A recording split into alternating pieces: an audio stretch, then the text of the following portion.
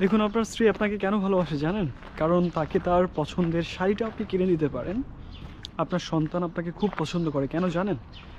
কারণ তার পছন্দের চকলেট, আইসক্রিম তাকে আপনি কিনে দিতে পারেন। আপনার গার্লফ্রেন্ড আপনার সাথে খুব লুতুপুতু কথা বলে।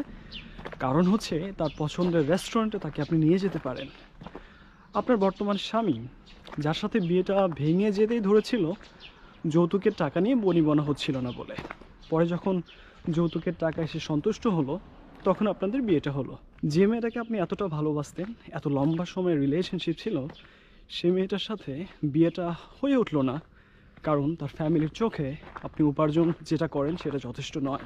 আর সব কথা বাদই দিলাম, আপনার মা আপনার সাথে ঠিকমতো কথা বলবে না যদি আপনি 2 মাস উপার্জন না করে বাড়িতে বসে থাকেন। আপনি জীবনের সবথেকে গুরুত্বপূর্ণ ব্যাপারটাকে আড়াল করতে চাইছেন, যেটা হচ্ছে টাকার সাথে সম্পর্কের সম্পর্ক।